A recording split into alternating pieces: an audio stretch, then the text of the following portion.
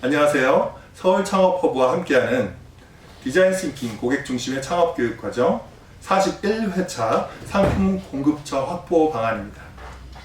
우리가 상품을 선정한 다음에 그것에 맞는 상품을 조달하기 위한 공급처를 확인할 필요가 있습니다. 그 공급처를 잘 확인해서 조달을 받으려면 먼저 알아야 될 게 무엇일까요? 어떤 공급처들이 있는지를 우리가 알아야 되겠죠. 그와 함께 더 중요한 것이 있습니다. 그런데 공급 조건의 유형을 알아야 돼요. 왜냐하면 그 공급 조건의 유형에 따라서 공급처의 유형도 영향을 받을 수 있고요. 그렇기 때문입니다. 공급 조건의 유형이란 게 뭐냐? 크게 네 가지로 나눠집니다. 공급자가 협상력이 높은 유형이 수가 있어요. 공급자가 되게 협상력이 높으면 어떻게 돼요? 사입 거래를 하라고 합니다. 공급자들이 매우 선호를 합니다. 판매자와 공급자가 상품을 막 주고받으면서 바로 대금을 결제를 하는 거예요. 판매자 입장에서 돈을 천천히 주고 싶지 않습니까? No! 바로 달라는 겁니다.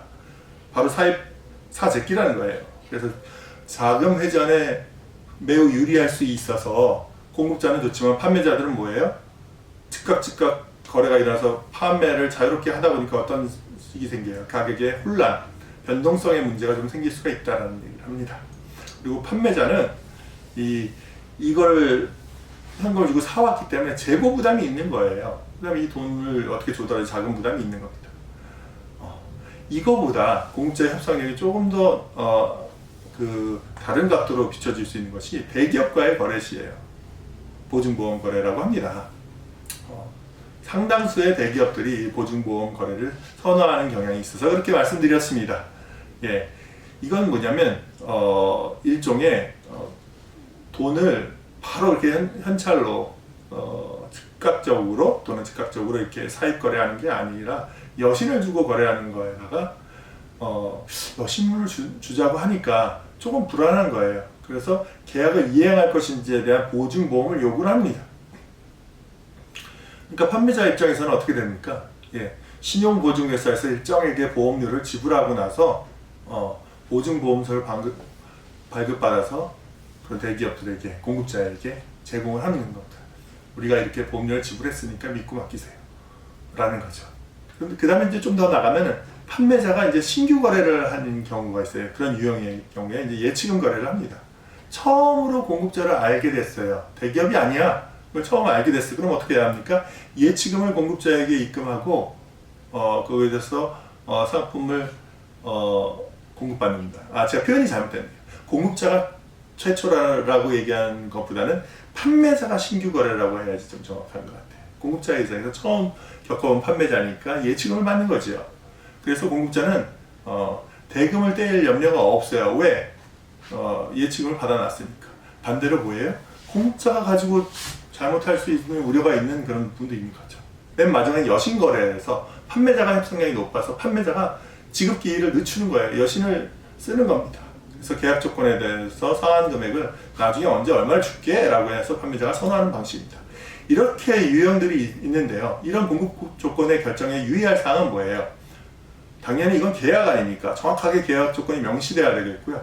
판매할 때 러닝 개런티 같은 개런티를 어떻게 해줄 거냐, 또 얼마의 물량을 개런티 해줄 거냐 라는 부분, 독점 계약을 하냐 부분이 되게 중요하죠. 판매하는 입장에서는 이게 내가 독점으로 가지고 있느냐 라는 거죠.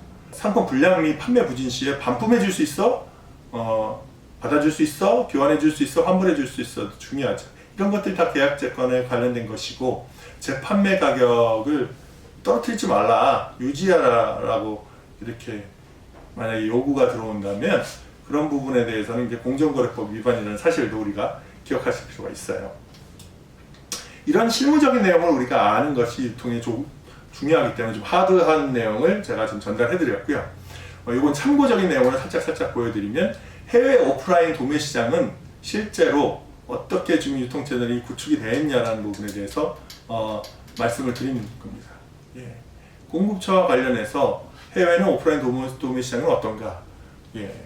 이후 후텐 시장이라든지 광저우 도매 시장이라든지 신천 도매 시장이라든지 일본 오사카 판비 도매 시장들이 있어서 각자의 원하는 그 카테고리 유형들이 있다는 부분을 우리가 기억을 하셨으면 좋겠어요. 어디는 생활용품과 의류, 어디는 패션 완구, 뭐 이런 식인 거죠. 왜 해외 오프라인 도매 시장을 먼저 보냐면 선진 트렌드를 알고 그거에 관련된 공급 현황들을 이해할 필요가 있는 거죠.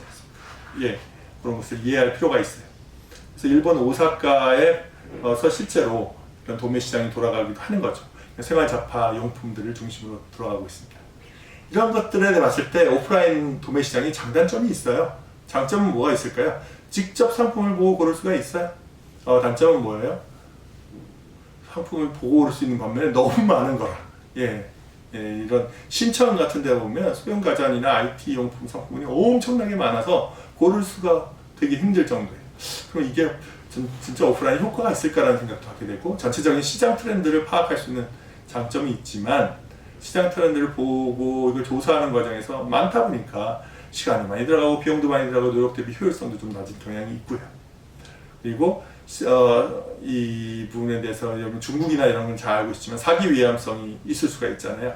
근데 온라인이 심하겠어요? 오프라인이 심하겠어요? 오프라인이 상대적으로 그래도 낫다라는 거죠. 네.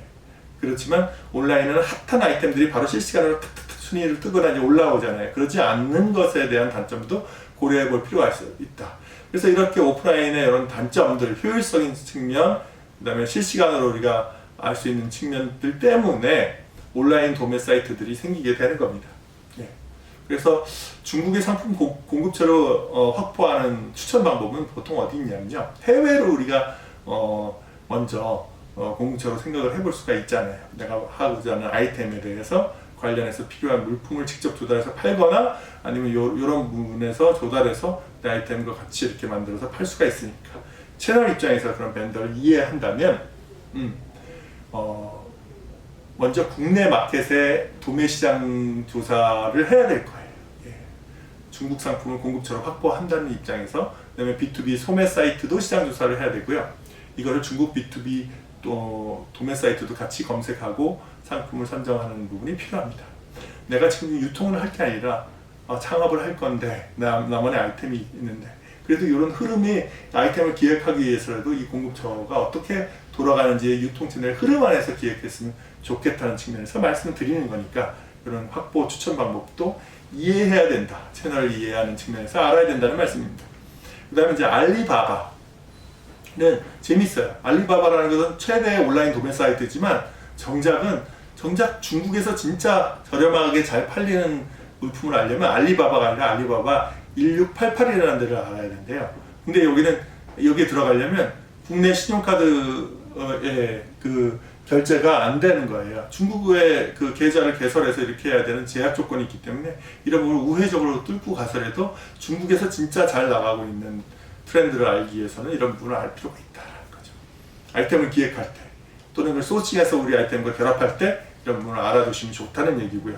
메이드 인 차이나닷컴처럼 영어 거래가 가능한 사이트도, 해외 수출 사이트가 있으니 이런 것도 활용할 수 있으면 좋고, 일본은 없느냐라는 얘기를 하셨기 때문에 제가 슈퍼 딜리버리라는 도매 사이트를 소개를 해드립니다. 여기서 훨씬 효과적인 효율적인 가격으로 이런 걸 조달할 수 있는 부분에 대해서 도매 사이트고요. 국내 오프라인 도매 시장 정보는 상대적으로 많이 좀 더 익숙해지실 거예요. 그래서 화곡동 도매 시장 같이 생활용품 도매하는 최대 어떤 시장이 있는 반면 남대문 같이 도매와 소매가 섞인 형태도 있고, 동대문처럼 패션 잡화를 위주로 취급하거나 기타 여러 가지 도매 시장이 있다는 걸 알 필요가 있고요. 국내 온라인 도매 시장 정보는 어떻습니까? 네, 온라인은 매입형 도매몰이 있어요. 도매국이나 우체국 B2B 같은 종합 도매몰이 있을 거고, 이 도매몰도 재밌는 게 비품 전문이 있고 여성 의류 전문이 있고 또 시계 전문들이 각각 전문몰들이 있다는 거예요. 이런 것들의 특성을 알아서 내가 그 트렌드를 읽거나 기획하는 데 활용을 하셨으면 좋겠어요. 필요하면 소싱하는 데도 활용하셨으면 좋겠어요. 그래서 배송 대행업 형 도매몰이 있다는 것도 보시면 아실 거고, 소규모 폐쇄형 도매몰이나 폐쇄물 전용 B2B 도매몰도 아실 필요가 있어요. 도매 차트를 활용을 해서 그 B2B 관련된 도매몰의 경향들을 읽어낼 수가 있습니다. 네, 수고하셨습니다.